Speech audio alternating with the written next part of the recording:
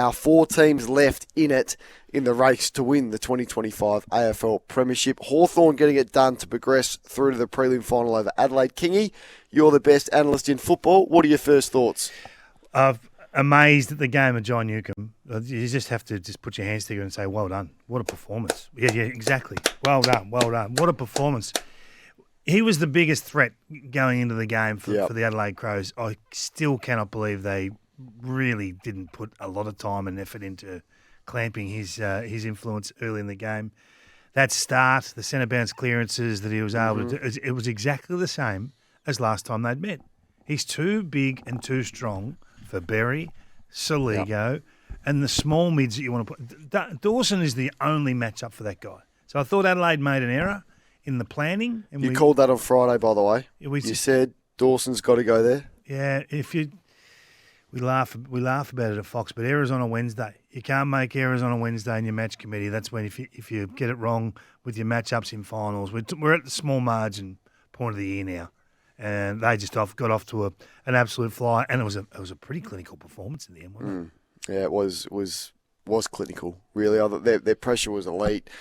Clearance work, which we discussed on Friday. We just sort of said, which of the second group of midfielders is going to stand up? I was pretty certain Dawson was going to respond. I was certain Newcombe would as well. But then it was, okay, is it going to be Ward, Warple underneath, the ones that step up? Or is it going to be Berry and Soligo and Hawthorn had? Ward, outstanding game in a final for him. Breakout game, 5 clearances. I thought he was tough. And really competed. And I thought Warple did his job, and then they got what they always get from their dangerous smalls, and the forwards got a hold of them. So just how far they can go, Kingy, Hawthorn? Are you still thinking they're a midfielder short? Yeah, well, they always look like that. And next year they may not be. They may have Day back, and obviously there's a lot of chat about Zach Merrett. But I also want to talk about the matchup of Kane on Gunston was an error. He just retreats and allows Gunston to come at the ball.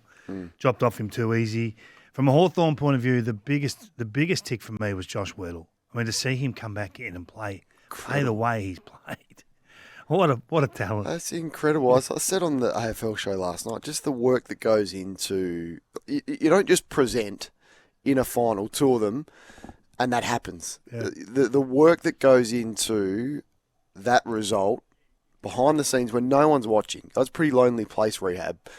And you put the work in largely motivated by yourself. And there's not a whole lot of teammates around pushing you. Team game, that's great. But when you're injured, it's pretty lonely. Would have been lonely for him. And you and I were speaking to Sam Mitchell every fortnight, and they were hanging on the next scan. Oh, okay, he's got it. I'm thinking, hang on, there's no way he's going to come back. There's not certain of the scan showing positive signs. Surely you just put a line through him, but they didn't. They picked him firstly, and all credit goes to him and the rehab crew at Hawthorn for getting him to this level, because what he provides is that flexibility and run. He gets back behind the ball to support in the air, and then he pushes forward. Almost, it's not Dempsey, but he's got that Dempsey capability to just go when he sees his team win it on the outer side wing. He's got power, hasn't he? He's got power. There's a player at Hawthorn that I think that they love to hate. It's Jack Scrimshaw. His performance, he has games where you say, gee, what level can he get to? He's been a whipping boy a little bit, hasn't he? He has. He's been the kick dog a little bit. He had 10 intercepts on the weekend, 4 or 5 intercept marks. Both he and Battle were terrific. They've just got those intercepting backs. They're all a little bit different. Like Sicily's different to Scrimshaw, Battle's different to both of those, and obviously Barras is the big bopper. The only thing that worries me with their back six is when Barras has taken up the ground a bit, and he can labour on the way back. So I'm just going to be watching that this weekend. How does he travel? How does he move against a matchup? Because that won't be missed by Chris Scott and co. The Neil matchup's probably okay for him if they can manufacture that as much as they can. He can run, Neil. Neil's got power. And then I'd take him to the wings. On Jeremy Cameron. It's a enthralling match. We won't spend too much time on that today, because that'll be a Friday job for you and I to really deep dive into the prelim finals. Today's all about the fallout from the weekend. The Crows? So Hawks fans, let us know your thoughts. 0433 98 11 16 in pretty good shape. Just a final point on the Hawks. Just wonder with their 2.5 tall forwards how that's going to look. They got 3 talls. Come on. Well, I'm not sure Gunston moves pretty well at the moment. He's not a tall, lumbering, immobile forward. He leads up he's perfect. He's your perfect Jamie Elliott type. What are your thoughts with him? Well, they haven't got it going, have they? So Mitch Lewis gets subbed out. There's been a bit of confusion about which one they go to. At times they went with all 4. Now they go with 1.5, and Lewis gets subbed out. So selection will be interesting. I think they go with Lewis again, with the thought that if it doesn't work, they'll sub him out. But that's the only area that they're probably questioning right now ahead of selection. Adelaide finished on top, Kingy, dominant throughout the home and away season. 2 home finals, did not win a quarter, and I stole this from Josh Jenkins on Twitter, throughout the whole of the final series. It couldn't have gone any worse for the Crows. Where to now? What it has done, it's shown that they've made a huge jump in a short space of time in one season, but they just weren't. They're not there. They're not ready. They're not finals ready. They're as you've said all year, they're a midfielder short. They've made huge inroads. I won't just can their year like most are, because that's, I think, unfair, and that's a stretch too far. But all their warts have been exposed. So we've talked a lot about Worrell. Who can he be? I think he's a Guy McKenna type player. He was awesome. He's the best player on the weekend. Yeah, they've got some work to do, I think, with their midfield. They've got to get active in the off season in terms of finding 1, 2. Trusting different types. They've got to find their Hayden Young. I think their Hayden Young is either Mitch Hinge or Michael Annie. They've got to try them as mids. The group they got in there at the moment are not A grade, and it's not going to deliver for them. I don't feel they're a different team without Rankin. That's the bottom line. But they've got to evolve and they've got to get better. So I think they know that. That's the reason they're into Oliver. That's the reason they've been pretty aggressive. If you read the reports and hear them, they haven't landed them. I reckon they're a key defender short as well. That's why they were in the petty market a couple of seasons ago.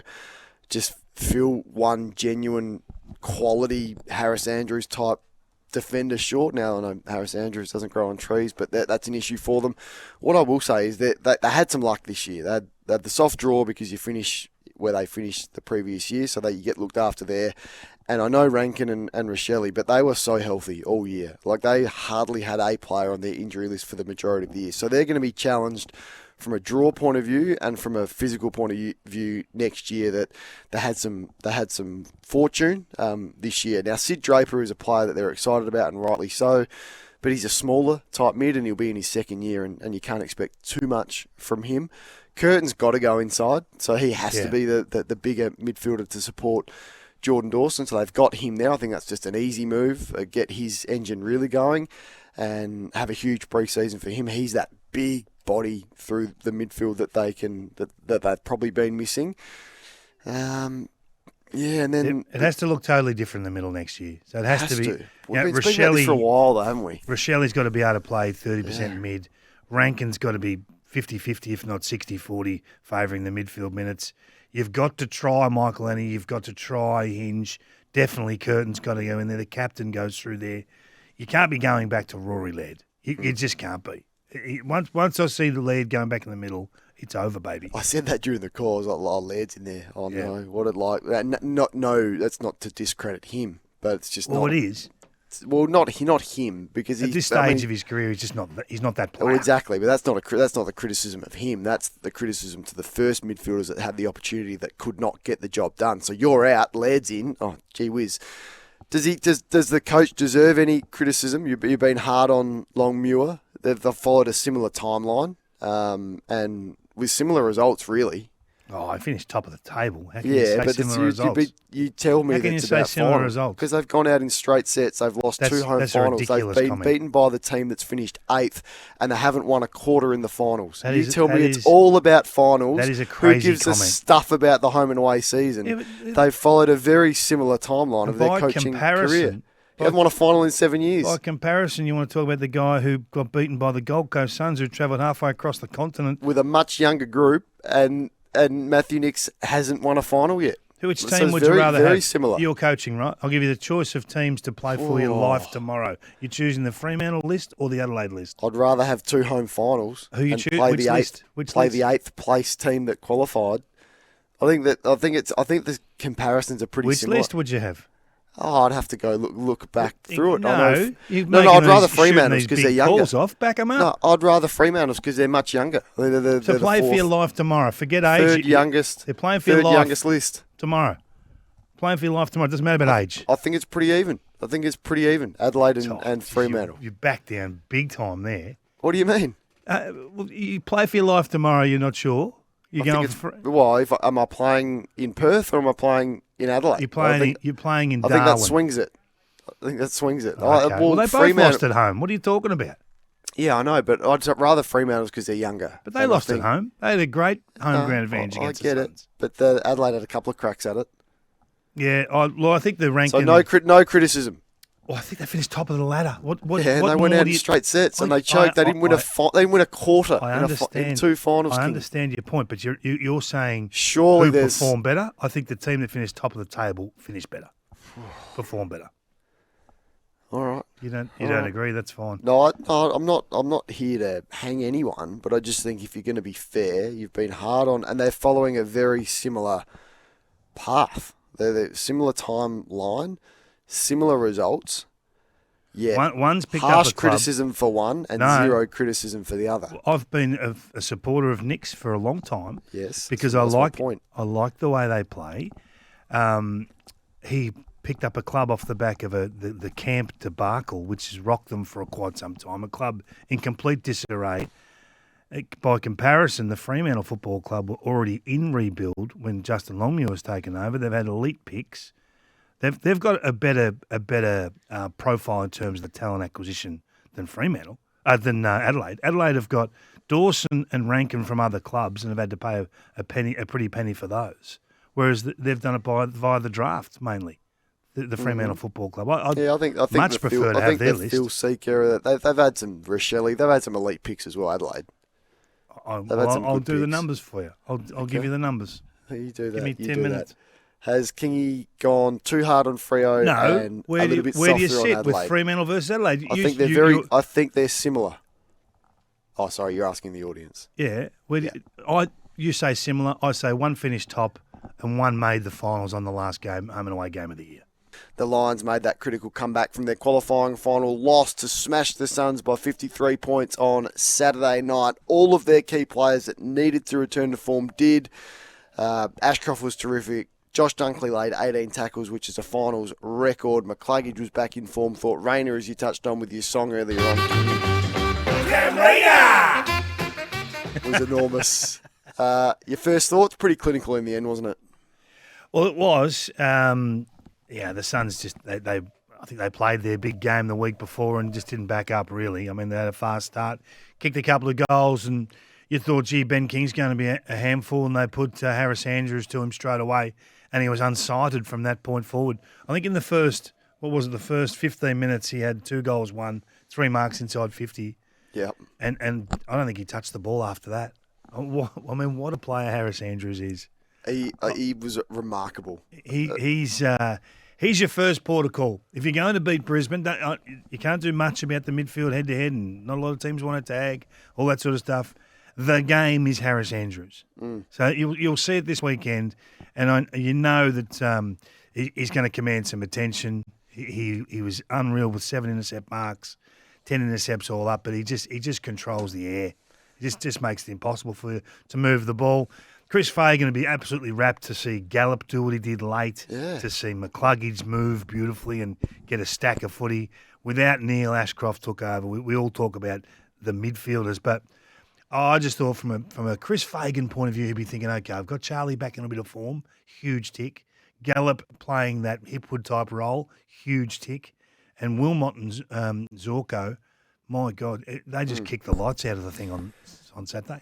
They did. They did. I was in the rooms because it's one change rooms I'm allowed to be in after the game. Kingy up there in Brisbane, and you just get speaking to the key people in there, and they just said when we bring that heat and pressure, they're not a high tackling team at all, Brisbane. I think they were 17th for tackles leading in, but when they bring that intensity and pressure to get after the opposition like that, they're just a very, very difficult side to play against. So if they can somehow replicate that, and it has been a bit up and down in that space for Brisbane, and they've been a bit more of a response-led team, which is a credit to them for responding. But they just got after them in a serious way. They were hunting them. At one point, the tackles were 14-4. Dunkley had 4 of his own in the first quarter and matched the team total for Gold Coast. So when they bring that, and they still have a crack, don't they, with their ball movement? I mean, they're going to give Collingwood a chance. They're absolutely going to give them a chance this week off turnover. Yeah, their first 3 quarters, I think they kicked something like 13 scores from defensive. It was 6 goals, 5 or something from the defensive 50. We were talking last week, and we showed some vision on first crack that you just don't score from your defensive 50 in finals. So the long down the line game just disappears. But there was I reckon 3 kicks where Dane Zorko cleared the only man in the way by a centimetre. Yeah. The outstretched hand just couldn't quite get there 3 times in a row. And you just know that's the sort of guy that you need. You need someone who's prepared to make those big mistakes to have you have the big wins. I thought he was exceptional. He led the way with their dare, and you got to win these fights. You got to play them to win them. You got to say, well, this is who we are. This is what we are going to do. We're a corridor aggressive ball movement team, and they just brained them. They really did. Sets up a ripper on Saturday twilight at the MCG. Just a word on the Suns. I mean, clearly, really positive steps that they've taken this year. I don't think they need too much. I think it's going to be about just embedding the game plan again, some tweaks, having full belief in it. Pre-season into Ethan Reid, who probably dropped 6 or 7 easy marks throughout the course of the final series. He dropped a number against Fremantle and the same again, but he's going to be better for it. Walter's going to be hungry. Midfield is pretty good. Bailey Humphrey, you hope spends some more time through there and really builds on his tank to be able to impact through there. I think they're in pretty good shape. I think you see it the same, don't you? Well, I think Dimmer nailed it. He said they're good, they're not great. They're a good team, they're not a great team. I think they need some spikes from the list. Rogers, Graham, those types of players to really get going. And then Closey. I think the Charlie Curnow discussion's a beauty. How far do they go to get him? What are you prepared to give up to get him? I still think they need someone like that who could move the needle. You do? Yeah, I do. I think so. You don't have the belief in King, Reid, Walter. You look at it and you go, "Gee, do they need Curnow?" You don't have belief that those 3 are the ones that are going to get it done. I feel like they're close to goal guys, and they need a roamer, a tall forward who can roam, and we very rarely see Ben King hitting the wings. I don't know why he doesn't. Yeah, I honestly don't. He can do it. He can. He did it against Fremantle, but he's just a stay-at-home guy. He's so athletic. He's got speed. He can take a contested mark down the line, which is a real skill to have. But for whatever reason, they don't allow him to do it. I think Mac Andrew might be the worst tackler I've seen. Oh, he would have missed. He would have missed 4 tackles in the space of 8 minutes on the weekend, and it just highlighted the gap between the 2 teams. Dunkley sticking everything, just absolutely destroying players in the tackle, and then Mac just sliding down like he was a fireman, really, down the pole. Not easy to do that fireman pole either. Speaking of experience, well, you can really eat it if you don't sort of nail the foot placement on the fireman pole. Let me tell you.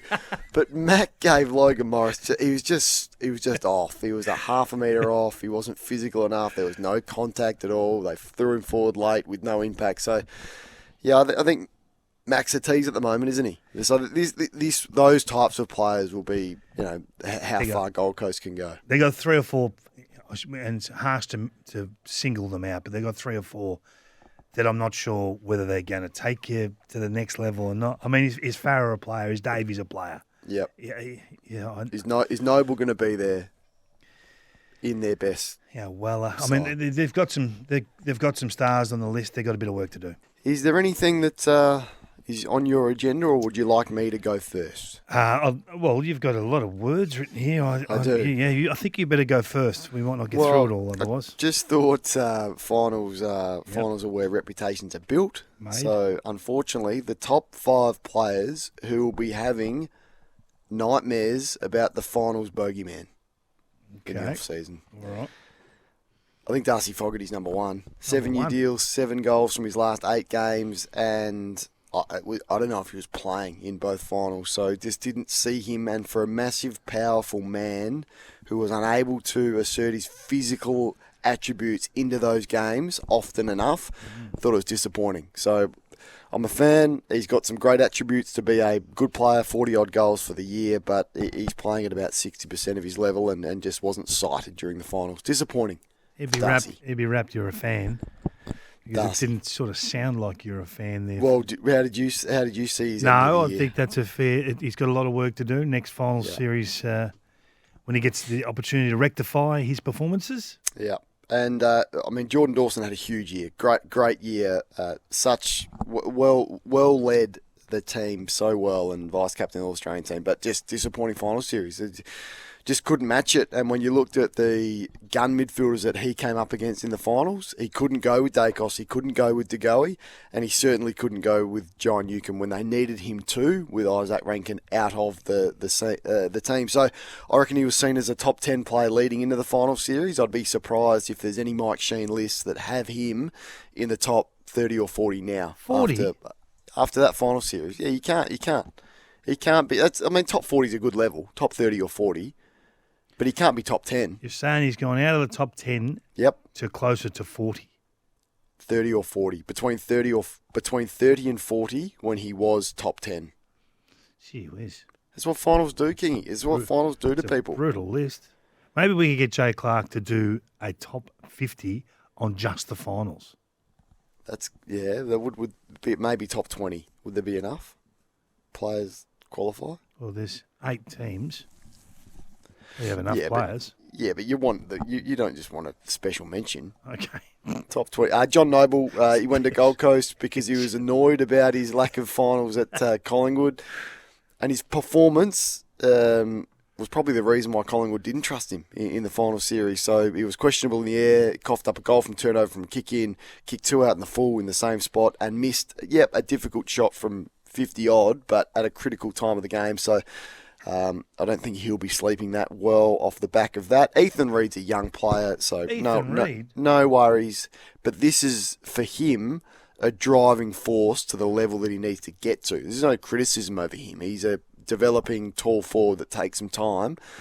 But just the level that you have to be at and switched on in these games. He was in good positions. His positioning, his work rate was really good.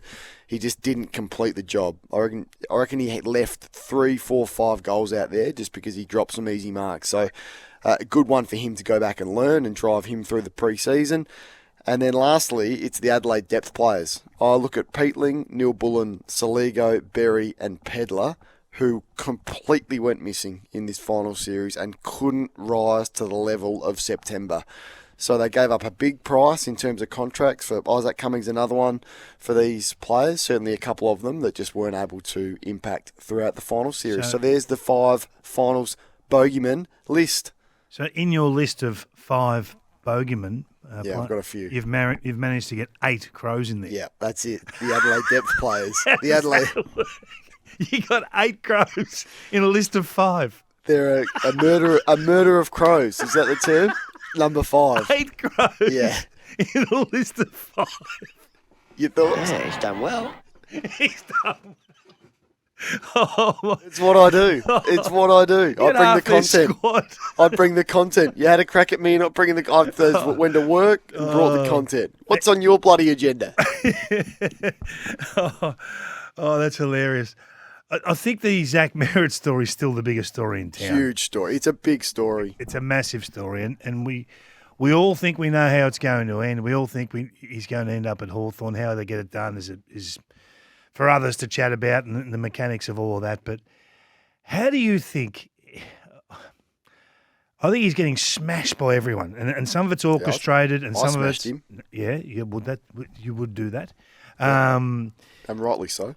And some of his current teammates have been asked their views, and they've been quite critical. And interestingly, have gone straight up on the SEN website. So maybe some of that was done internally rather than just random.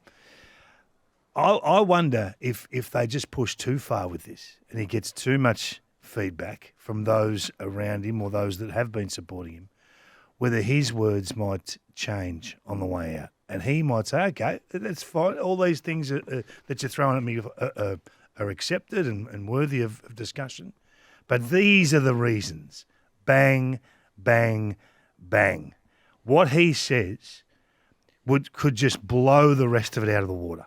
Now, I'm getting the feeling that if the pushback, and I feel like there's a bit of an orchestrated push from the Bombers, if it's too strong, when he levels, he could do some serious damage. He really could. As long as he speaks, is the reason that they've told us the real reason, or is there different reasons? Because his manager has gone on the record. He hasn't said anything Sammy yet. Edmund. His manager has, through Sammy Edmund, provided him provided a statement. I want to hear from Zach. He said it's all about success. Yep. This is the reason, all about success. So why can't he see the success is my point. Well, give me the specifics. And I think that's where it could get. So you think it's more than I'm 30 and this group is rebuilding? 100%. You think it's more than that? What do you think it is? I can't wait. I don't know if What do you think it is? I'm waiting for him to tell us. I don't know. No, what you said you think it is. That's What's my your best opinion. So I'm waiting suspicion? to hear. I just feel like the level of feedback's been strong. He was, I think, aware of this would have come.